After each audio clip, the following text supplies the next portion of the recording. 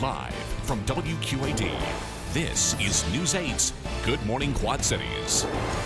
Beefing up security, why one local college is considering arming their on-campus security. And beefing up the temperatures. James, come on! Wow. It's not getting warm enough. Here's a live look from our Eagle Eye in downtown Davenport, looking to the west. Someone wants spring now. I do. Just a little bit more. Just a little bit more. Thank you for joining us for our first look at the news. I'm Julie Sis. I'm Jim Mertens. This is Good Morning Quad Cities at 4:30. And I'm Chief Meteorologist James Zahara. I just may give you that, by the way. Well, the problem is that you gave us a taste of it on Sunday, and I think I got a little spoiled, and now I expect more. You want that bowl a lot bigger than I guess so. all that goodie.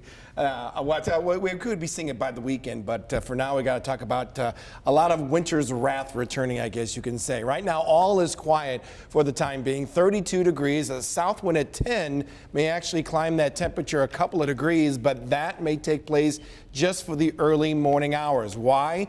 Because we've got a clipper that is racing on in early this morning, and you can see just out to our west, there is not just some rain out there. There is some mixture of some rain and snow, and then all snow the further north as you go. That will be racing through here come early this morning, and then it's going to be a whole lot of wind. It's going to be a whole lot of cold, and that will help slowly drop those temperatures as we go through the day.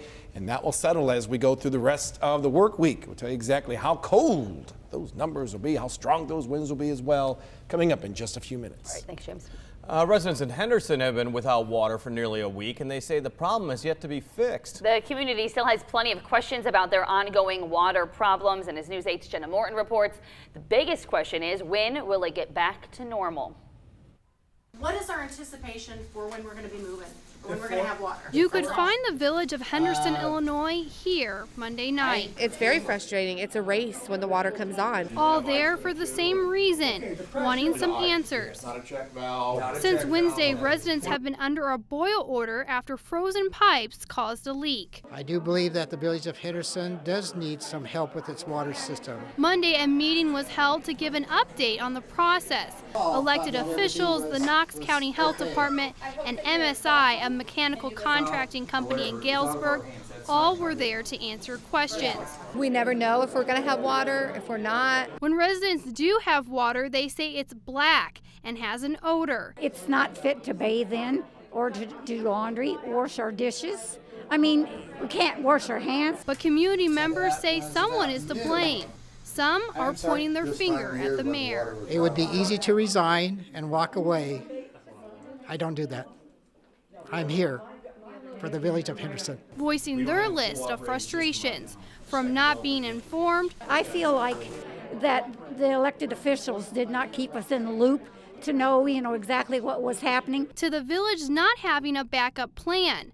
A problem some say will only happen again. I definitely believe it's going to happen again. I have lived here since I was 2 years old. I've moved here in '82. We've had water problems since I can remember. Jenna Morton, WQAD News 8.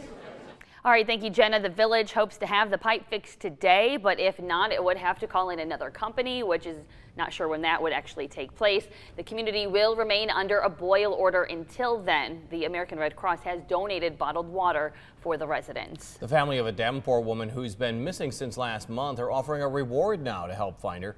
Carrie Olson's family offering a $1,000 reward for any information that leads to her whereabouts. The 29-year-old was last seen December 28th at a 7-Eleven in Rock Island.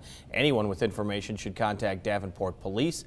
The family also collecting donations at the IH Mississippi Valley Credit Union to go toward reward money. A Quad City teacher found dead along Interstate 88 near Dixon in November froze to death. The Lee County coroner has confirmed to News 8 that hypothermia is the official cause of death for 65-year-old Lee Catlin.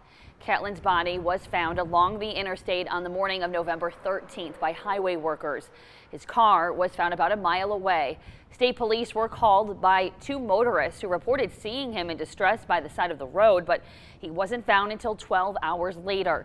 State police are fighting requests from News 8 for more information on how they responded to the call that night. It was a deadly weekend on the roads in Iowa. At least 11 people died in car accidents. A 4-year-old girl was killed Friday in a head-on collision. 4 other people were killed in separate crash.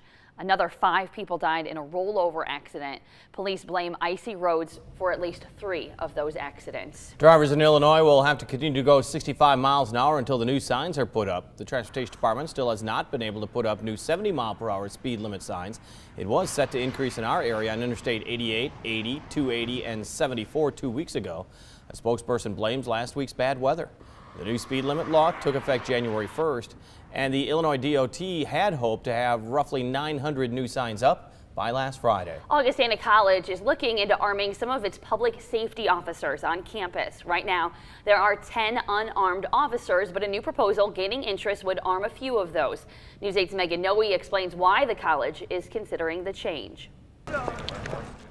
Creating a 3-person police department on Augustana's campus. It's what some consider a proactive approach to nightmare possibilities. The potential for us having someone very quickly on the scene able to respond to that and perhaps neutralize the shooter would increase. The department would stand alongside 7 other public safety officers, but police would also be academy trained and able to carry a weapon on campus. The landscape has changed from what I grew up in. Augustana's Dean of Students says it's a matter of keeping with the times. There are armed officers in high schools, as you know. They're at hospitals, they're at malls, and it's just, I think, one of the many tools that you need in your toolbox to try to ensure that your campus is as safe as it can be. Student reaction to the plan, though, is mixed. I don't think it's necessary. Many saying they feel campus is safe enough already. And if it's that serious, then the actual Rock Island police should come in and they should take care of the situation. I think arming the actual public safety was just